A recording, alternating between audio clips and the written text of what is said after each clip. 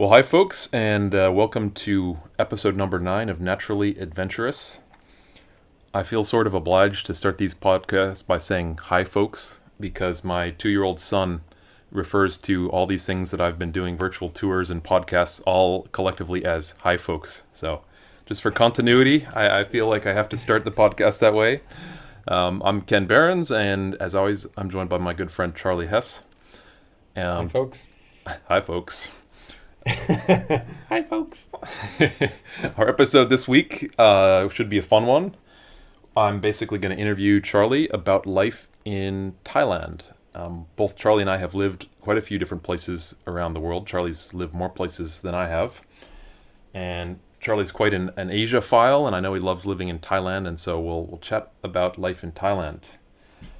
You want to tell folks a bit about the School of Birding again? Yeah, so last week we launched the online School of Birding, which is schoolofbirding.com. It's been a little slow, to be honest. We've only had a few people signing up for our courses. We do recommend them. They've got a lot of information in them, and we think a lot of birders and travelers and photographers will find them useful. So if you haven't taken a look yet, please do, and we'll be happy to give you any more information if you contact us. We're definitely biased, but we do think we did put quite a bit of work into them, and the people who have watched them review them really well. So it's just a matter of getting the word out. And also remember, we offer a $5 discount for birders under 18. So if you're in that category, or if maybe you have a grandkid or a nephew or a son or a daughter, can think about that, just to give a little boost to their birding. Maybe they'll pick up some tips that will help their birding career. Before we get into Thailand, I've heard from a couple folks in the last week or two about a couple things I wanted to mention. One of them was going back to, I guess, your top 3, Charley. We talked about horned guan and your epic climbing a mountain and falling off a cliff and getting stuck in the undergrowth and eventually having this amazing encounter with horned guan. Somebody told me that account reminded them of a phenomenon that they often experienced. So this person was a professional botanist. They spent lots of time in the field in the eastern United States. And I guess as a botanist, you do a lot of kind of crawling around on the ground while carrying a lot of gear, as we birders also do. But they actually had a term for getting stuck in a thicket by being all tangled up in your gear and the undergrowth, which was monkeying. What was the term? Monkeying. Which I love. I was monkeying. Oh, that's great. I got completely monkeyed, in this blackberry thicket yesterday. I love it. I love new words, neologisms. That's awesome. Yeah. I enjoyed that term.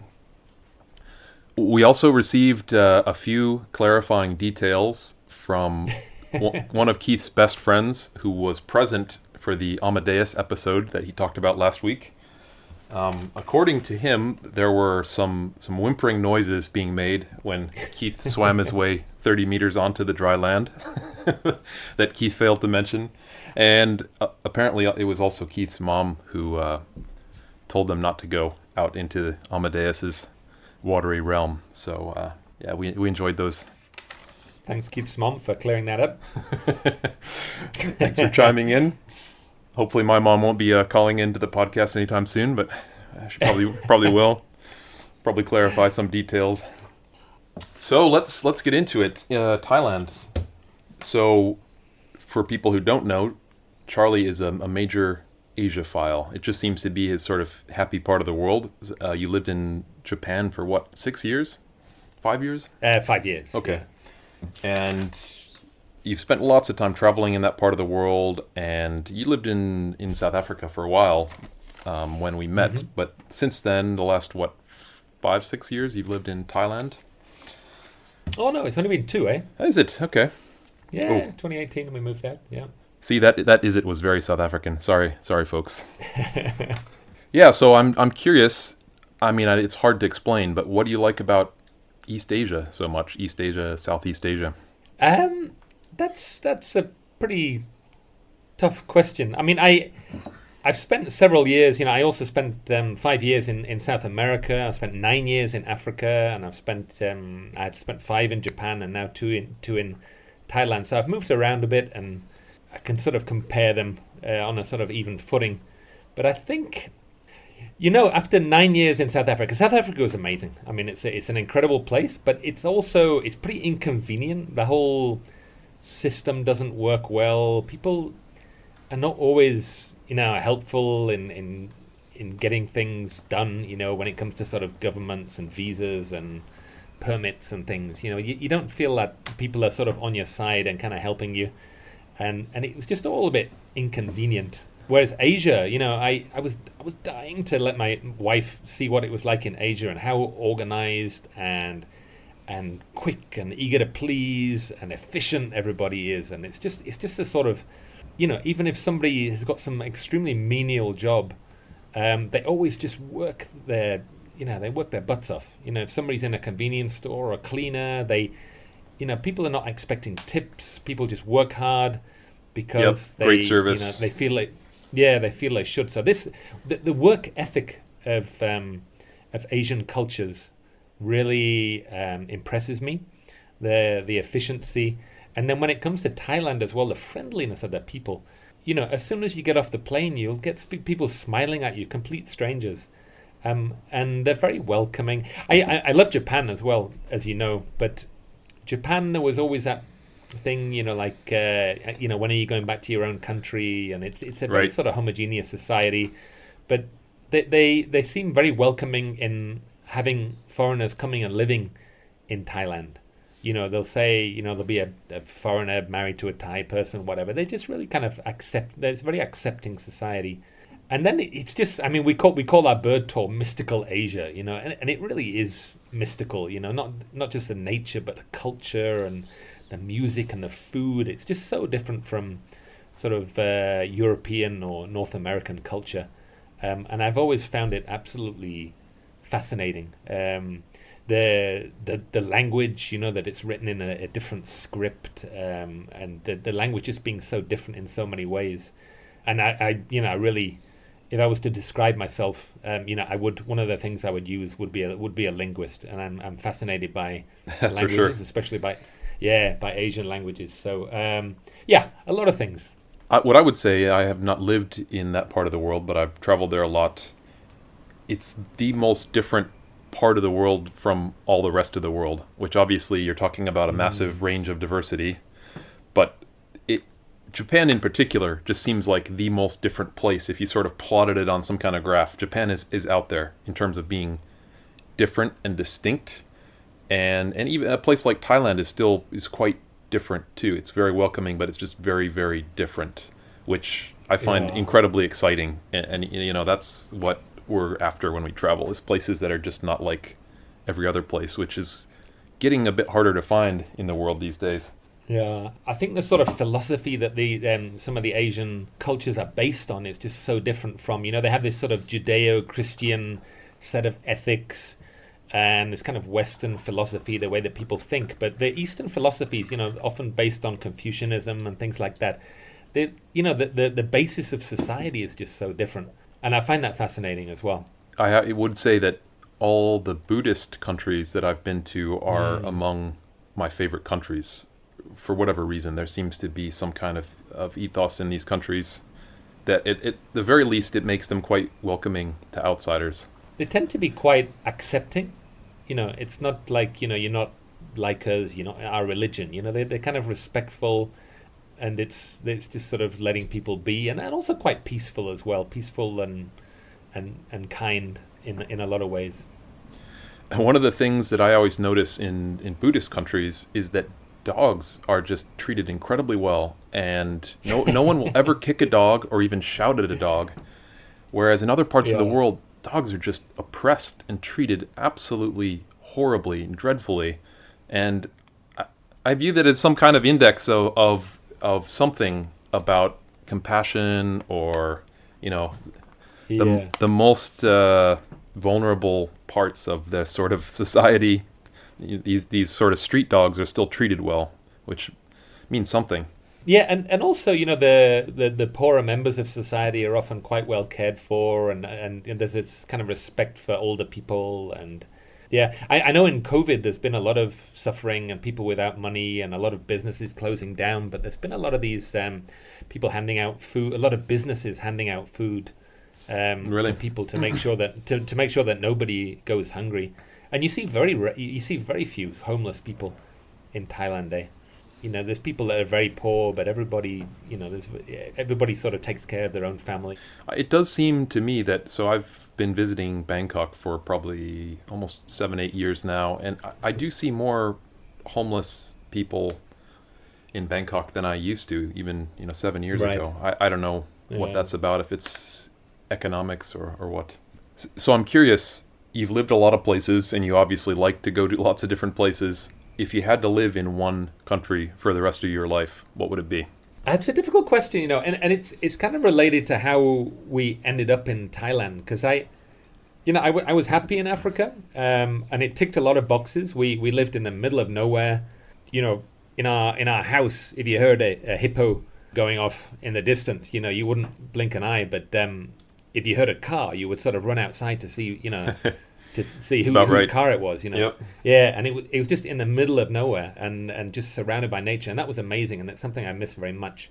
And now I'm sort of in Thai suburbia, surrounded by barking dogs and people sort of mowing their lawns. And Well-treated stuff. barking dogs, Charlie. Yeah, a little too well treated for my liking.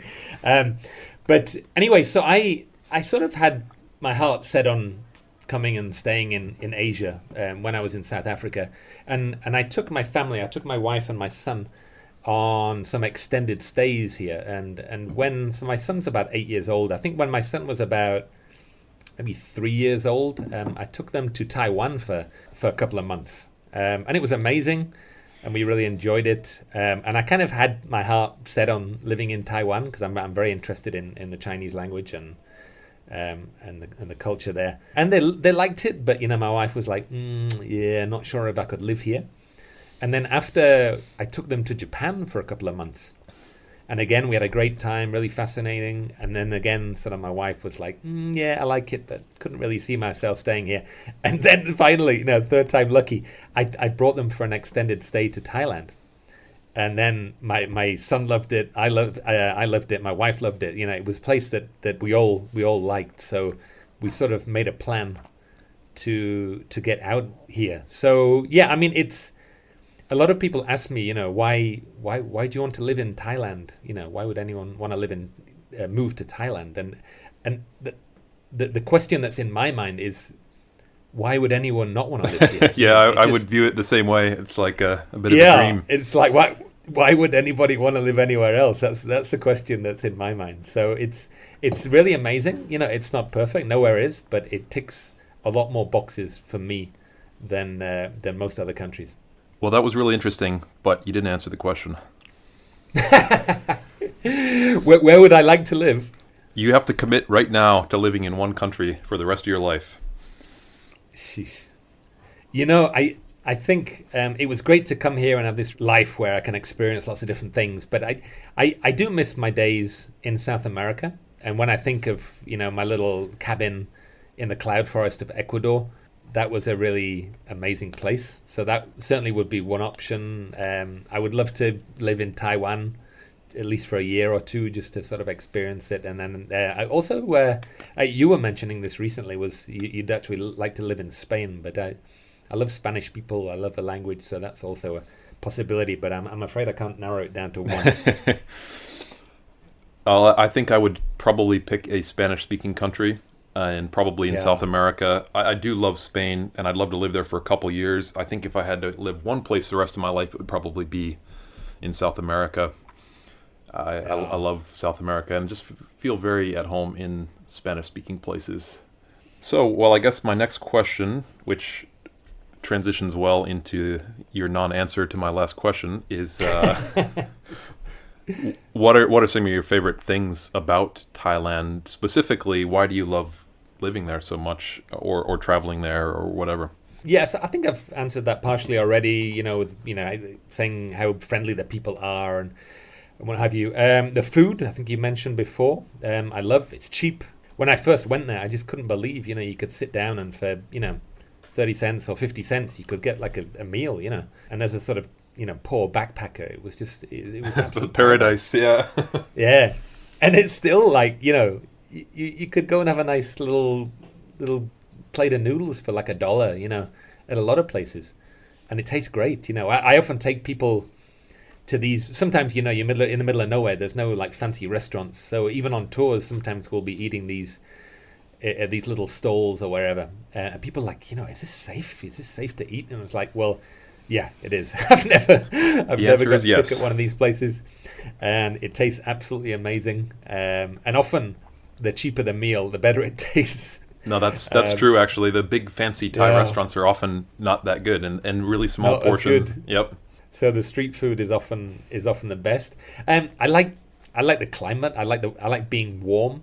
I remember year after year of cold winters in the UK, and I just had this yearning for the tropics, and to finally be, always warm.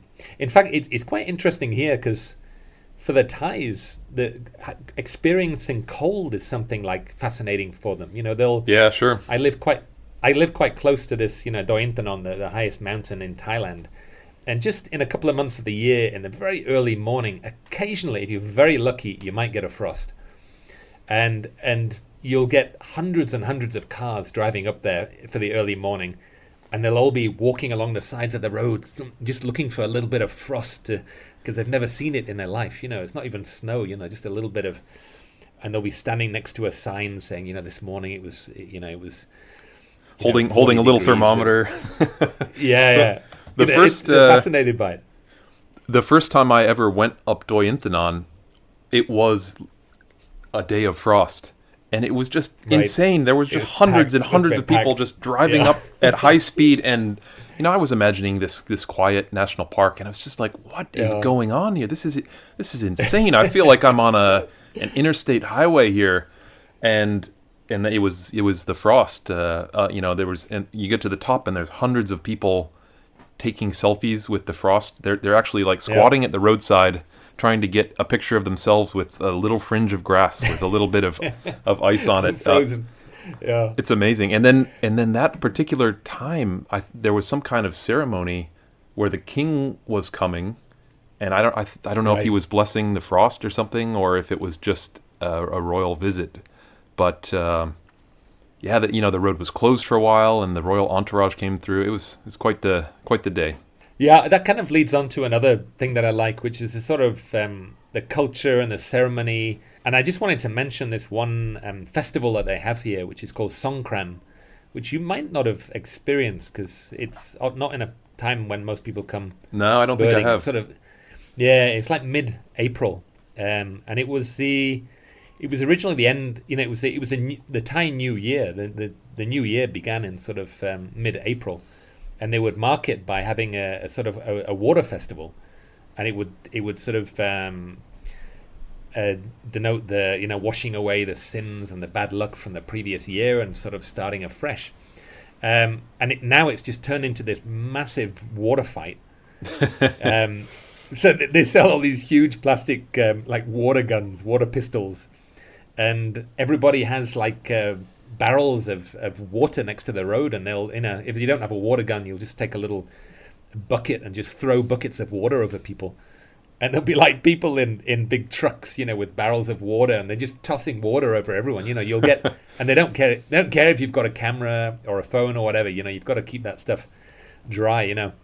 But it was just hilarious. And I remember I went with my family, with my son and my wife, out in Bangkok on this the big day, the big water day, and we had our water pistols, and we got dressed all up in fancy dress, and once you were emptied, you could go and refill your water gun, and you'd pay like 10 cents or 15 cents for normal water, and then some people had like ice in the water. Ooh. And you'd for icy water you'd pay like 30 cents to refill your gun. And people would, they'd get a bucket of ice cold water, and they'd just run up to complete strangers and pour this ice cold water over their head. and like nobody is beyond sort of this happening too. So it was just a lot of fun. And there's a lot of interesting festivals throughout the year. There's one called Loi Krathong in Chiang Mai, where I live, and they make these floating lanterns. Like that float up into the air. It's like you've got a little candle paraffin candle, and it would sort of create heat, which lifts up this huge thing. They're like 2 feet wide and maybe 3 feet high, and the sky is filled with these things, with thousands of these lit candles, and you see these reflections in the moats of Chiang Mai with all these beautiful things going up, and Thai music playing everywhere, and everybody greeting each other, and they're just really special and just so different from festivals that we're used to, in the West. Right, part of that just foreignness for people who come from Western countries.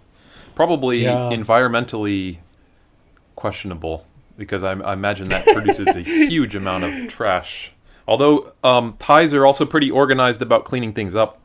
Oh, very, yeah. You'll have some like big festival or concert, and it'll be absolute trash everywhere. And then in a few hours, it'll just be sparkling clean again. They'll come through there and tidy it all up. But you know what happens sometimes is one of these lit lanterns will go up, and it will land on some old lady's little house. So people have all these like houses burned to the ground every year. Oh, shit.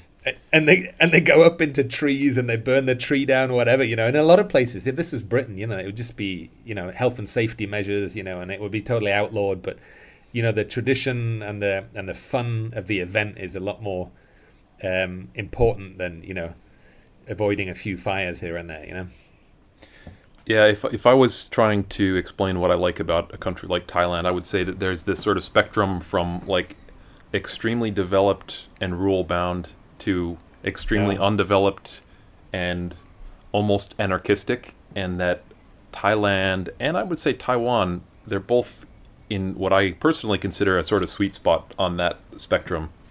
Right. Maybe not for everybody, maybe some folks want a lot of order and rules that are really strictly applied and followed. It's quite a regulated society, but then you do find yourself with a lot of freedoms as well. I have almost no day-to-day interactions with the police. It's such a safe country. Oh, that's one thing I wanted to mention now was the sort of safety and aspect of it. So I live in this little housing estate, and we have these sort of crates of water, and a truck comes through every week, and you put out your old empty crate, and they'll give you a new crate.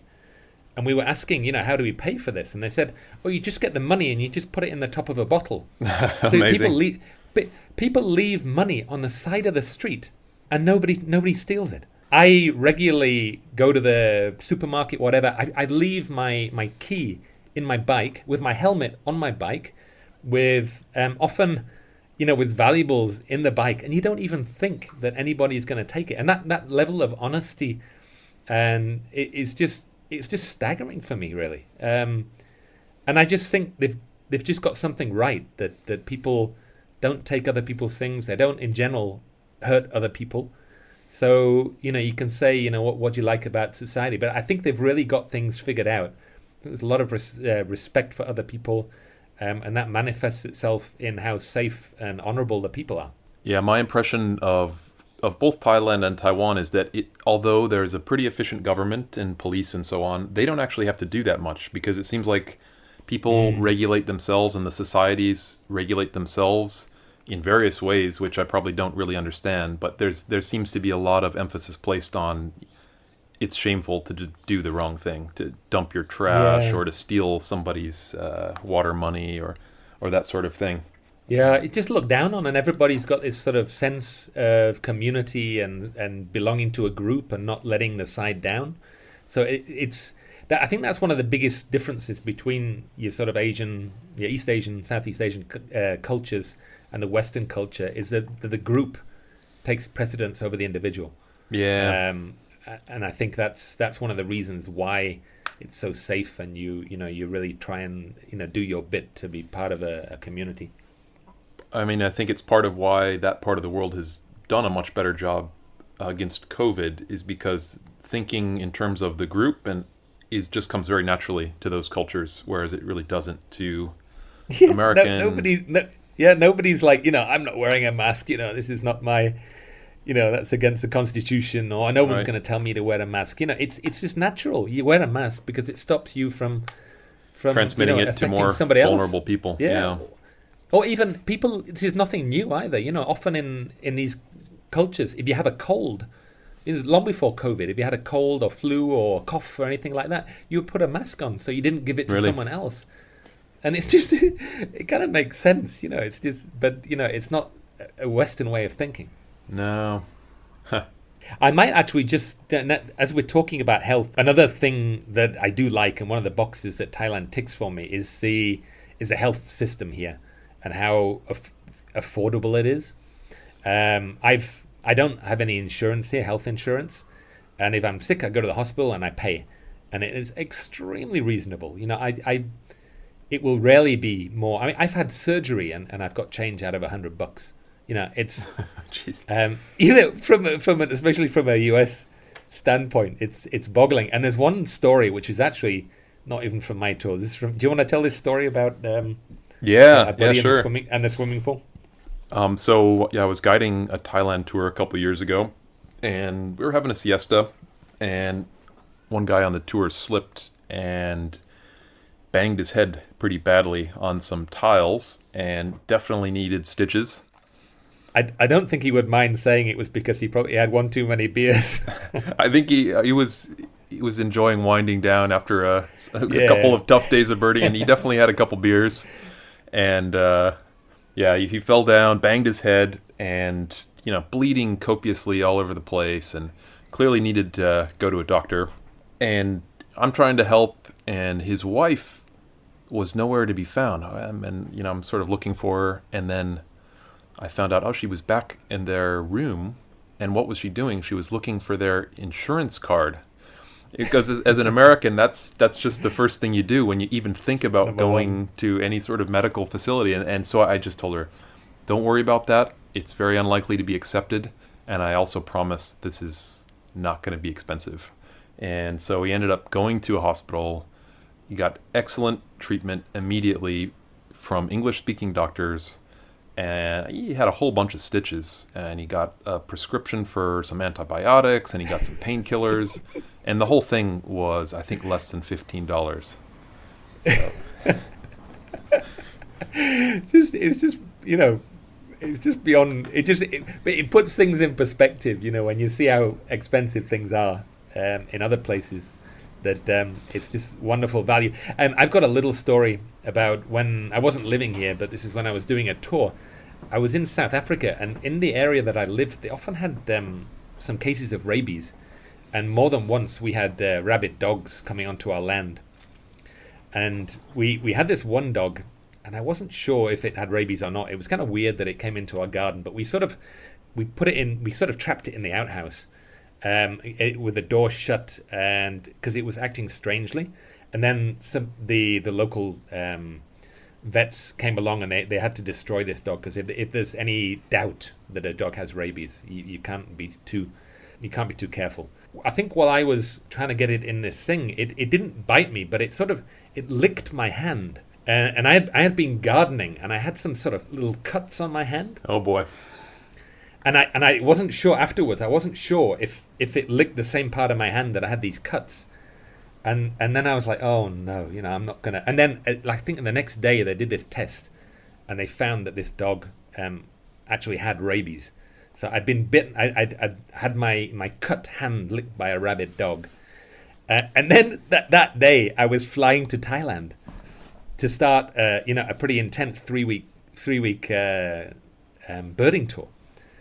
And anyway, so they have for humans, they have this sort of post-exposure injection, and you have to have it on sort of day 1, day 3, day 5, day 7, day 14, like that. There's a whole sort of schedule. Right. But I was working every day, a birding tour, you're up at 5 or 6 in the morning. 15-hour, 16-hour days. Yep. Yeah, going owling at night. Anyway, so in several different locations, because we were sort of moving all the time, I had at the end of the birding, I had to drive to the local hospital and get rabies jabs, and I must have gone to like 5 different hospitals, and every time it was just so easy. I think I had a little letter or vaccination book with the one that I needed, and within sort of 10-15 minutes I was seen and given this vaccination by all these very pretty nurses, which made it all the nicer. And then that was it, and then a few days later I'd go for another one. And half the time it was free or else just a few bucks, And it was I think that was my first experience with the Thai health system. But I just saw how well organized and efficient and cheap it was. So a lot of people now, they come for medical tourism to Thailand. They'll come for eye surgery or other types of surgery, and it's still cheaper than even though using insurance would be back home. Yep, Thailand is one of the places where Malagasy people go if they need serious medical treatment. It would be one of the go-to places for me if I ever needed something serious or Do you know, is their health system sort of subsidized by the government? Is that why it's so cheap, or is it just run really efficiently to keep prices low? Well, there are government hospitals and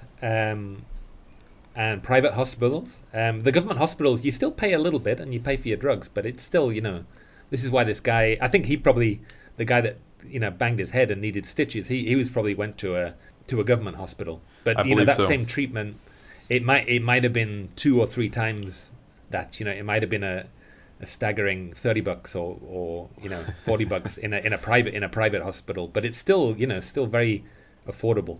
So it's probably subsidized to some degree, at least for the government hospitals, so that everybody's guaranteed some level of care, even if they can't pay anything. But yeah, exactly. Even private care is incredibly affordable, and that you wouldn't think that's subsidized by the government. So, well, every country has some kind of downside, and I'm curious, what are some of your least favorite things about Thailand and about living in Thailand?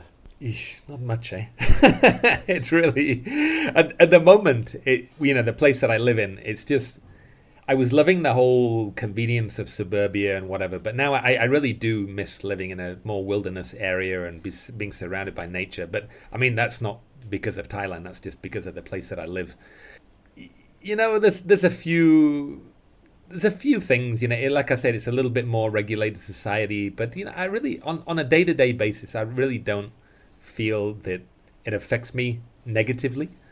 It's things like you just got to behave yourself. As a foreigner, if you misbehave, it kind of spoils it for all the other foreigners. Because people will people are very quick to make stereotypes, and you'll get some foreigners that are maybe refusing to wear a mask or whatever, and then everybody thinks they don't want foreigners in their business, because they don't wear masks or whatever. So you feel that sense of not letting the foreign side down, So, but I mean, I'm pretty well behaved in general, so I really don't feel that it's much of a burden just to behave well and be respectful, You have spent a lot of time in that part of the world too, and you just have some sense for how to act so that you'll be perceived as being polite.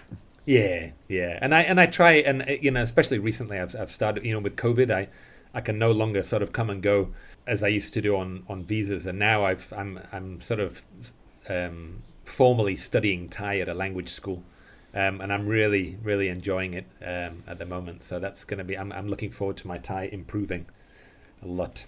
Yeah, the Thai language is a whole nother thing. So I have studied Thai a little bit, just as a sort of a challenge, and it's definitely the toughest language that I've made any kind of attempt to learn. It's a tonal language, so you can correct me if I'm wrong, but my favorite example of a tonal language is the Thai words for near and far. The word for near is glai, and the word for far is glai. And that's so the opposite concepts are denoted by just very slightly different tones, and I believe there's 7 different tones. So you could essentially have the same. Is that wrong? Yeah, no, it's sort of there's 4 tones, and then there's a flat tone. But they're quite, Thai people are quite accepting, and they'll be very impressed if you say anything, and they kind of almost expect you to at least know thank you and hello. And no matter how fluent they are in English, they will also say hello, and they'll be say sawadee krap and khop kun krap. Everybody will say that because they just feel like they've got to show you a little bit of their culture. I actually quite like that and quite respect that. I'd like to talk a little bit about the nature here, because that's actually what brought me to Thailand in the first place. But it really, I find it a very exciting destination, or place to go birding and just see nature in general. It's really one of the most exciting countries for me. It's such a dynamic destination. Every year there's different stuff showing up. Sometimes they're setting up new feeding sites for some bird that was just so difficult to see before. And one example of that was a few years ago, which you'll remember very well, was this amazing bird in Khao Yai National Park, not that far from Bangkok, where this coral-billed ground cuckoo started to be seen and photographed. I know you had quite an interesting story about that. Yeah, well, I guess I got word from Keith about this bird. And so I was transiting through Bangkok. I had just like a couple nights, and I had to go try to see this coral-billed ground cuckoo. So I took a bus out to the nearby town, and then I rented a motorbike, and I drove up into Khao Yai. And then I rented a tent, and I actually slept right at the area where the cuckoos were being fed. And it was this crazy night, like in the forest.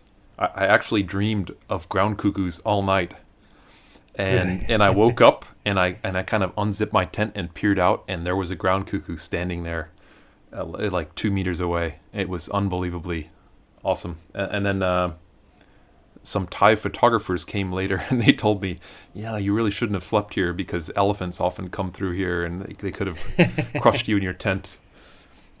I don't know if that was really more likely to happen there than in the campground, but added a little drama. It's an amazing place. I know you reminded me, in your sort of hiring motorbikes and just shooting off and hiring a tent and stuff. Back in 2010, I was in South Africa, which some people might remember from a previous podcast. I got a phone call from one of my bosses, Ian Campbell, and I've often thought that Ian would make a very good game show host.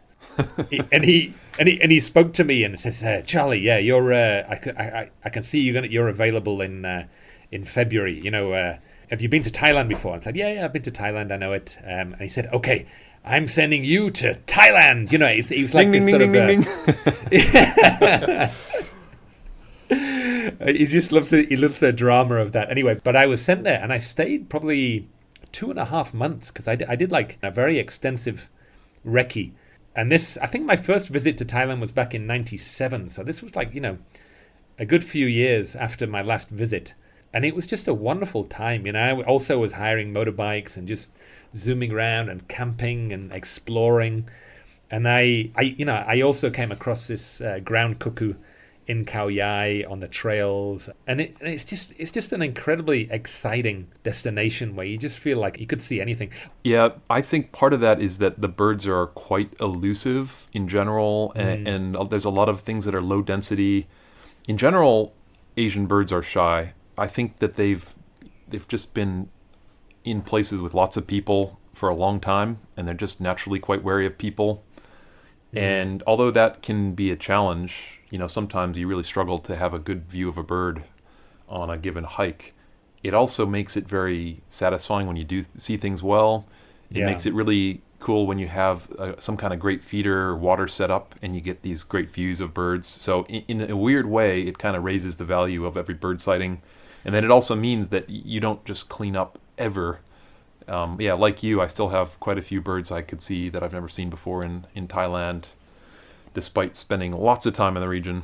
It's very exciting. And one of the things you mentioned there about having these setups, these little water ponds and stuff with these blinds. And every year they make more of these little setups. And each one, it has different birds coming in. They're really wonderful opportunities. It's become quite a good place for bird photography. Right. It's without those setups, it would have been a pretty terrible place for bird photography, but it's kind of transformed. It's transformed both the photography and the birding, and in a way, photographers have kind of shown the way to birders. And it's a whole different approach. Birding in Thailand is an entirely different approach to other tours in other parts of the world. You spend a lot of time at sort of feeder setups, and it's different. I like it. Sometimes it's a little bit strange, but it's got great birds, that's for sure. I think Asia has the best birds, which it's an impossibly difficult thing to really quantify or anything. But there's just a remarkably high proportion of just really outstandingly good looking, or I don't know, cute or dapper, or I don't know. Yeah, it's amazing. There's such a variety of attractive birds. You get really brightly colored sunbirds and minivets, and then you get these really elusive forest gems, these pitters and laughing broadbills thrushes. Yep. Yeah, and then the huge hornbills, and there's a fantastic variety, and there's also quite a few good mammals. You get good chances of seeing elephants and deer and all sorts of primates and stuff. So it's a really nice place to visit. I don't know anybody that really hasn't been blown away by their time in Thailand. Like culturally, and the nature, and the food and everything. It's it's a really wonderful tour in a lot of ways. So I don't know if I've ever told you about my first time in Thailand. I transited through, and I decided to spend a couple extra days, and it was one of the most exciting travel experiences I've ever had, because it was just so different from any other place I'd been. I remember they have this elevated like sky train that goes from the airport into town, and just seeing this huge city around me, and then seeing some pink-necked green pigeons fly by, and maybe some black-colored mynas or something. It just was unbelievably exciting.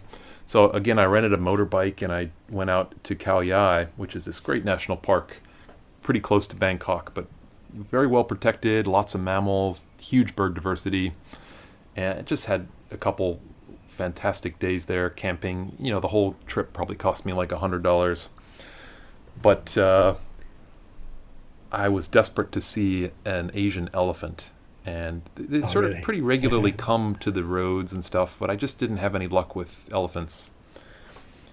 And at some point I was birding along a quiet road, and I heard something crashing around in the forest, and I knew that's got to be an Asian elephant.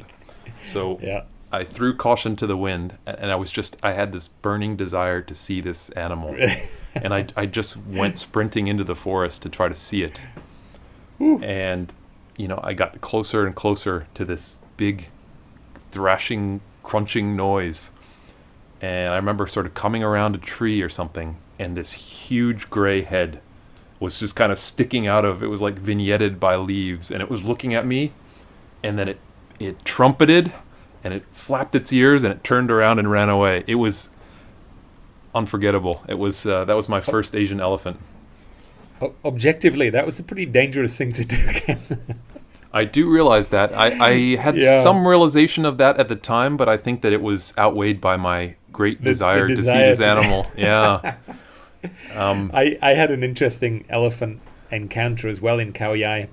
I was on my own, and I was walking through a grassland, and it's a kind of just to describe it to the listeners, it's like a mosaic of forest patches and grasslands, and I was walking through this grassland, and I was just stood there, and then out of the forest came this elephant, and I just thought, I'm just going to stand still and watch it.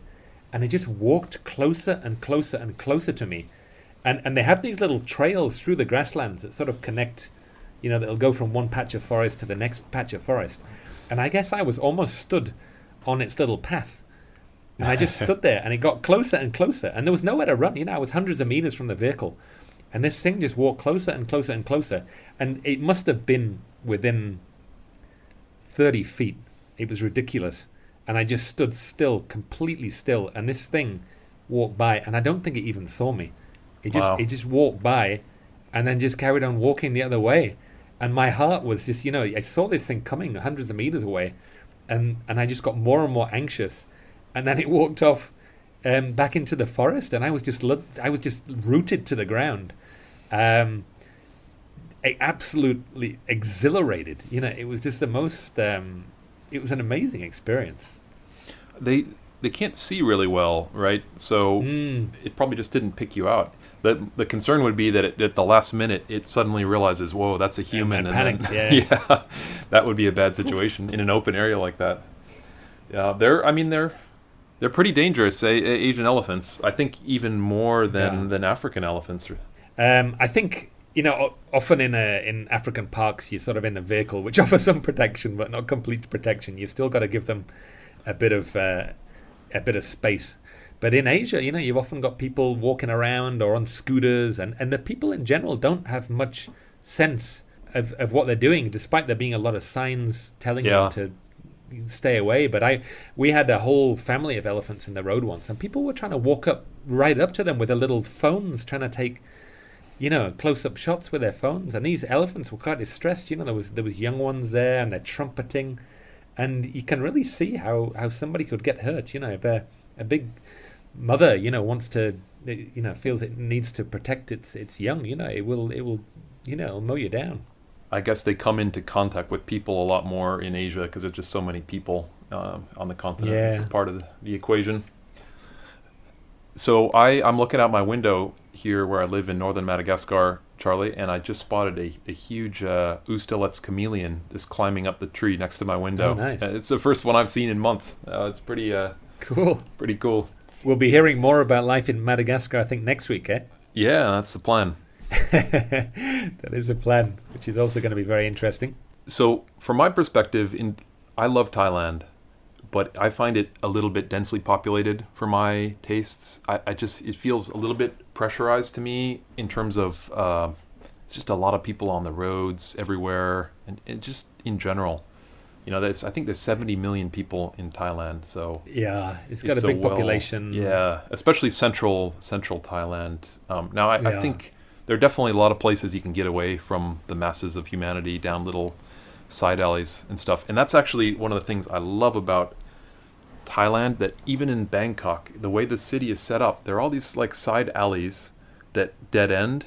And the further you get down them, the more sort of rural they become. And there's lots of birds. There's magpie robins and bulbuls. And Bangkok, if you look at a map, it's just this huge city. But really, it's just made up of all these little villages. Yep. And you can be in, close to the center and just walk down all these little side streets, and you just see all this like life going on around you, like you're like in some little country village. Yep. And it's absolutely fascinating. And that was one of my big joys of coming to Thailand originally, was just getting lost and just wandering around these little alleys. No, me too. Yeah. I'm not a city guy, and there's very few big cities I would like to live in, but I really wouldn't mind living in Bangkok because you can find these little enclaves that are really quite nice and peaceful. Not much traffic, and yeah. But as a whole, it's a very heavily populated country. I know you mentioned one thing before about all these thousands of people coming up to look at the frost. But if you had gone from that little viewpoint, 500 yards along the road to a little trail, you would have gone in there, and you would be completely on your own in this beautiful forest. Thais, in general, they don't go hiking on trails. They go to a little viewpoint, take a picture of themselves, or they'll go to a campsite, whatever. But it's very in all these beautiful national parks.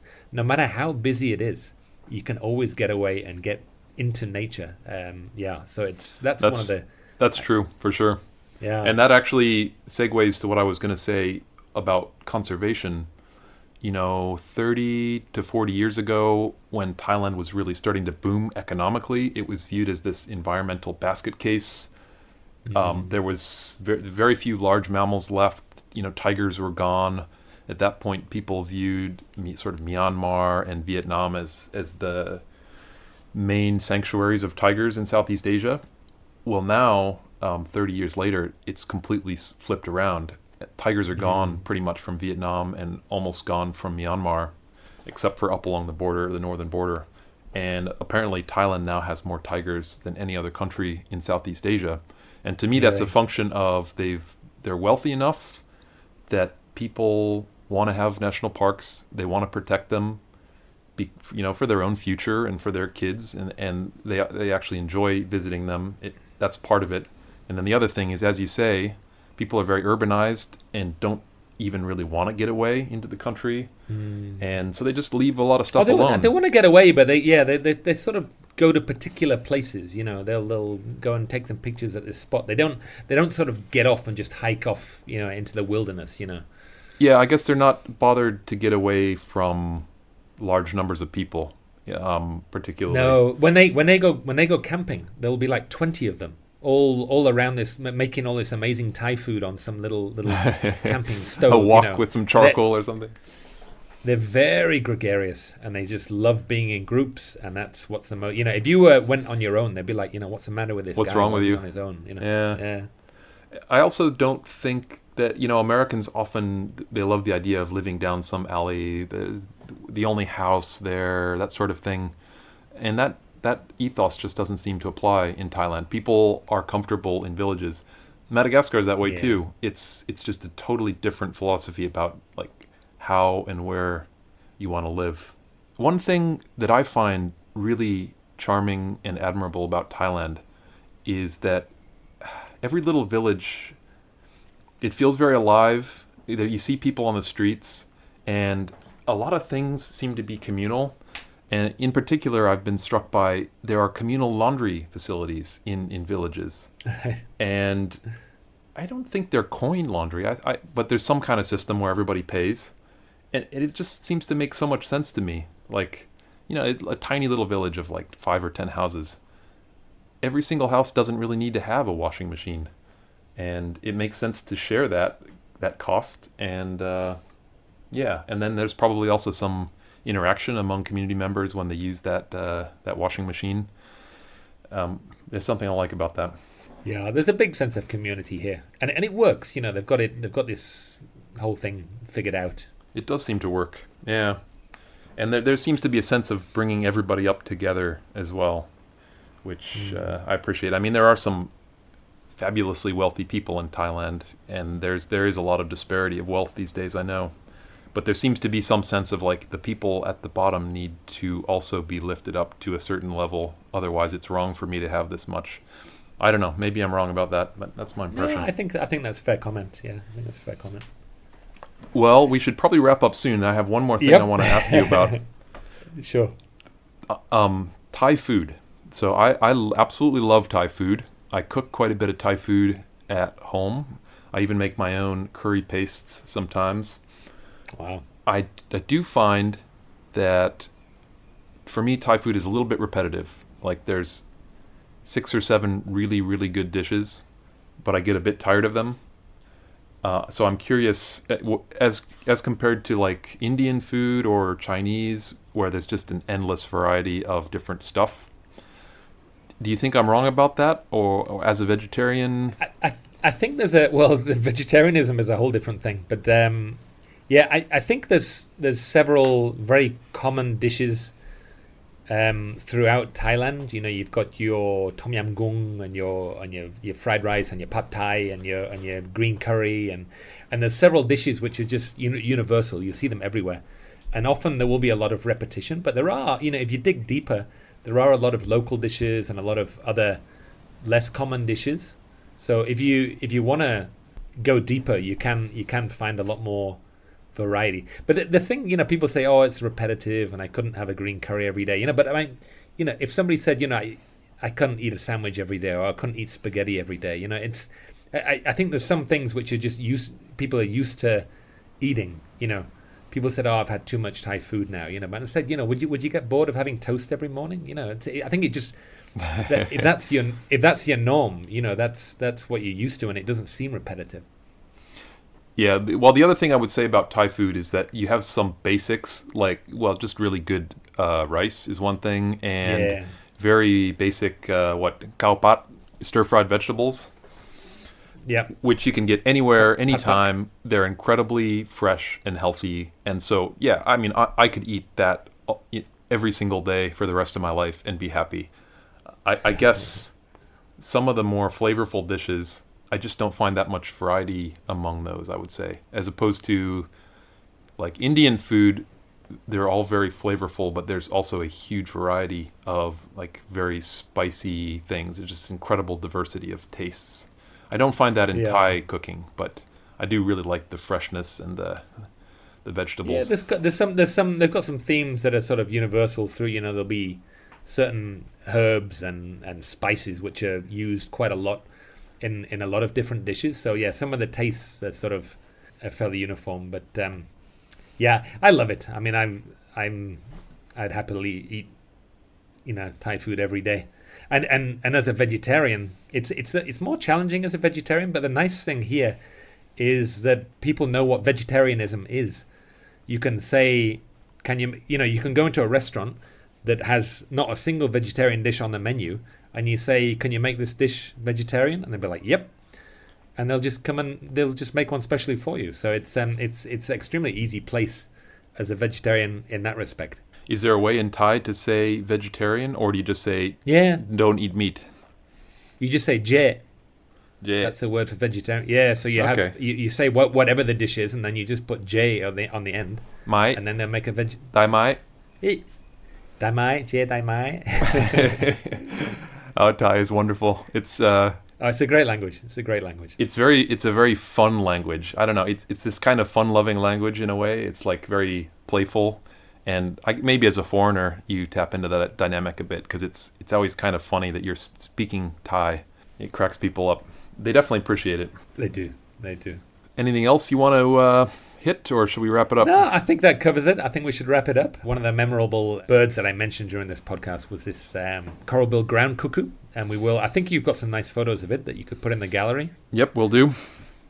Cool. And we're going to add the coral-billed ground cuckoo as a natural sound. And it's quite a sort of haunting sound, and really special. If you hear this, it's like, you want to sort of dive into the forest and go and look for it.